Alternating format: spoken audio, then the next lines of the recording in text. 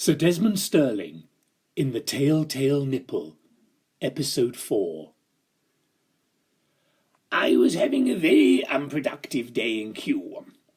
I wasn't gawping at the pansies, you understand, but having a rummage at the records office.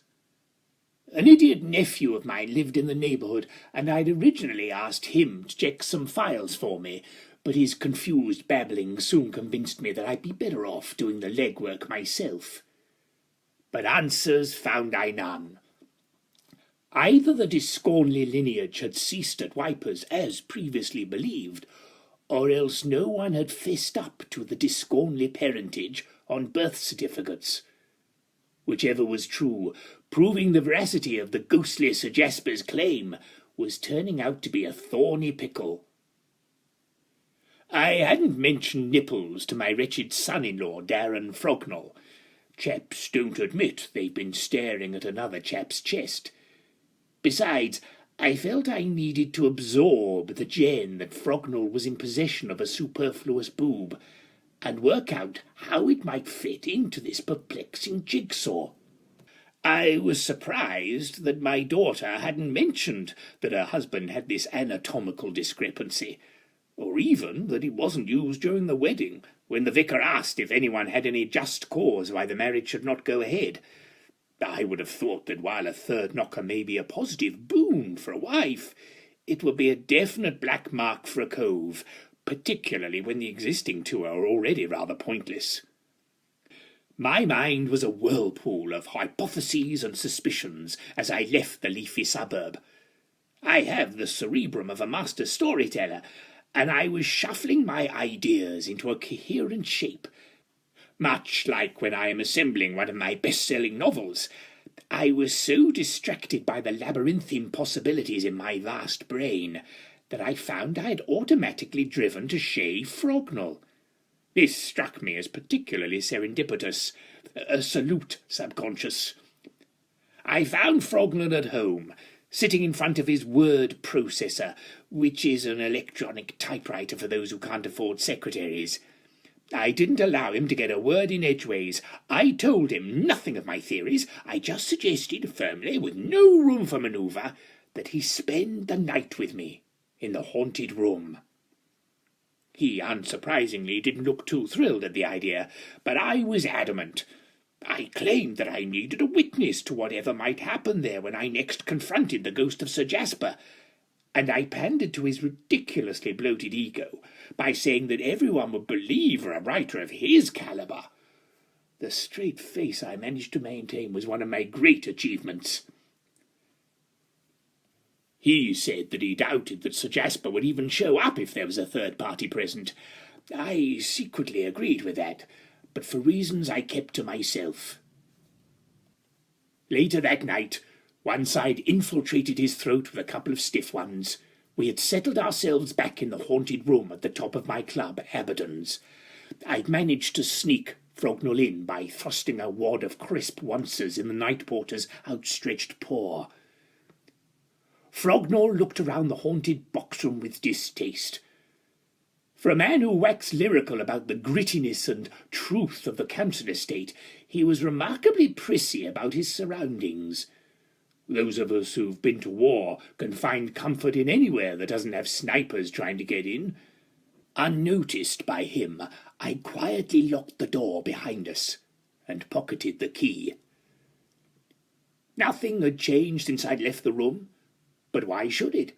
It was only the previous night that I'd had my spooky encounter there, although it seemed as though a year had passed. I hadn't slept much in the past 48 hours, and my weariness was threatening to catch up with me. But I had plans for this evening, and it had to wait until midnight. Frognall was uncharacteristically silent.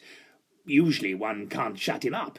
He's either boasting about his awards or film deals, or else he's banging on about how awfully some poor billionaire has behaved.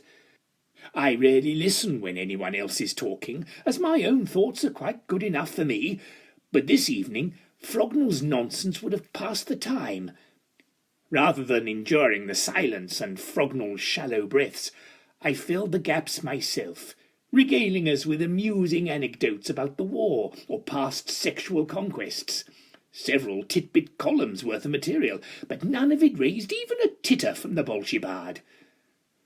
Not even when I bemoaned the loss of Rhodesia from the Commonwealth did it provoke one of his communistic tirades. What could be troubling him? At last, the clock began to strike midnight. Frognall seemed to wake from his torpor and said, "It looks like a no-show from your ghost, so we might as well call in a night." I said nothing. He went to the door and turned the handle. It didn't open, of course. Irked, dare I say panicky, he demanded I open the door. But I wasn't letting him away that easily. "You must think me a pretty feeble fellow, young Frognall," I told him.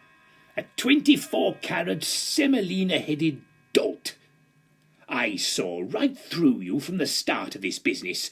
This is just your clumsy and frankly inexpertly plotted way of getting yourself a knighthood.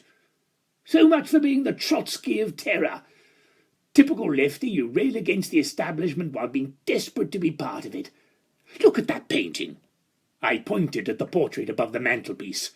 "I thought it looked familiar. Couldn't put my finger on it at first, but of course it does. It's you. And the ghost last night, that was you too, wasn't it? Don't bother denying it.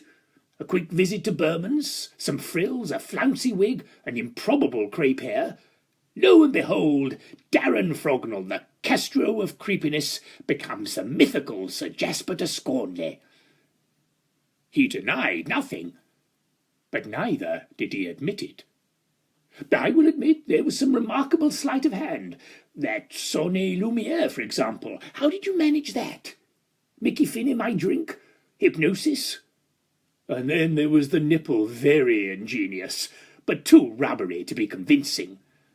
I ripped open his shirt, grabbed the extraneous nipple and tugged. His eyes crossed in pain. "Oh, that was real, was it?" I continued blithely, quickly removing my hand from his chest lest he get any ideas. "But I'll admit, I'm impressed at the lengths you went to. The backstory, the costume, the conjuring. Just a shame you don't put so much effort into your ghastly books. Oh, I was enjoying this." But why wasn't he responding? I expected rebuttals or outrage, or at the very least some sort of bluster. The cove wasn't even looking at me while I was ridiculing him. His eyes were open very wide, almost with terror, and he seemed to be staring at something behind me. I whirled around. The ghost of Sir Jasper de Scornley stood there, eyes blazing, his sword raised as though to strike. Ah, bang went that theory. Bugger. My brain raced 19 to the dozen as I processed this latest development. I had been quite convinced that Frognall was behind this whole charade, but here we both were, faced with the spook himself. I glanced back at Frognall. He'd gone quite white, and while his eyes were fixed on Sir Jasper, his hand was clawing uselessly at the door handle. "What news, Sir Desmond? Have you found me spawn?" I pointed back at Frognall. "Yes, he's here." I heard a loud gulp from behind me. Sir Jasper stared at Frognall. "This lily-livered whelp!" "That's not my fault," I spluttered. "I just found him. Don't blame me, he's from your gene pool." "And what makes you think this bowl of cold broth is of me bloodline?" I turned to Frognall. "Show him your nipple." He stared at me wide-eyed. "Open your shirt and flash him your extra boob," I hissed. I rated his dim-wittedness, unsurprising as it was. When he didn't respond, I impatiently began to undo his buttons. He pushed my hands away and held his shirt open and turned his head away like a virgin awaiting a vampire's bite. "Don't be coy, lad. The discornly pap is an appendage of pride. The ectoplasmic lout peered hard at Frognall's chest. With the tip of his sword, he poked the third nipple. Frognall winced, the big Jessie. That's the discornly tit, all right. So what now? I asked, seeing as how Frognall was still speechless with terror. Sir Jasper returned his sword to its sheath. I can give you proof of your lineage. It will regain you the family title. Any land? Asked Frognall, perking up, the greedy shit. Or treasure? The discornly lands were carved up and scavenged a long time since, along with me family wealth. Frognall tried not to look too disappointed. So what proof exactly? I asked. Sir Jasper smirked. Belay ya! First you have to prove you're worthy. Wasn't the family udder sufficient? I asked. The ghost shrugged. That proved the bloodline, but I've yet to see any evidence of the pedigree. I need to believe he has me fire in his veins. He's on a hiding to nothing there, I thought, knowing my son-in-law as I do. All underpants and no clockweights, that one. Not the foggiest what my daughter saw in him, but after years in a nunnery, anyone with the merest whiff of the Y chromosome will suffice, one presumes. But the wretch was family when all is said and done, so I felt I should show some support, however dishonest. Whatever you want him to do, he'll do, I claimed, even if he hasn't given me grandchildren yet. All me trouble started when some scoundrel grassed me up to me pater. I gasped. What utter rotter would do that? Me father was such an old fool, I could have had me way with a maid right under his nose and he wouldn't have noticed. But someone told him everything. About me debts, me whoring, me being banned from court for initiating the Prince of Wales himself to the Brethren of Lucifer. You know, in other circumstances, Sir Jasper and yours truly could have been the best of chums. But what bounder blabbed, I asked. Was it one of your brothers? Sir Jasper blew a contemptuous raspberry. Those frilly, panting mollies would never have dared. You know why? Because I would have slit their buttocks asunder with me eepee, and they knew it. Well, who then? I inquired. Me oldest enemy, a foppish knave who cheats at games and tattles about you behind your back. I challenged him to a duel after I caught him knee-trembling me valet.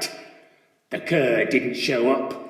Instead, he rode to me father and blabbed it all, that I was a gambling, whoring dastard who was blackening the family name. The knave had a point, though. I should have introduced the insolent puppy to the point of my sword before leaving the country, but he'd scurried into hiding. So, who was this appalling blabbermouth? I asked. Sir Jasper spat out the name. Lord Herbert Pilchard. He pointed his bony finger at Frognall. And ye must kill his descendant. Frognall looked appalled, but not as much as I was. The Pilchards were an old if undistinguished family, whose aristocratic standing had diminished over the years, descending into the middle class and trade, albeit as founders of the old Pilchards of Luton chain of shops. And how do I know this, darling listener? My late mother was a Pilchard, and Frognall had just been charged with killing yours truly. Sir Desmond Stirling, in the Tell-Tale Nipple, was written and performed by Anthony Keetch.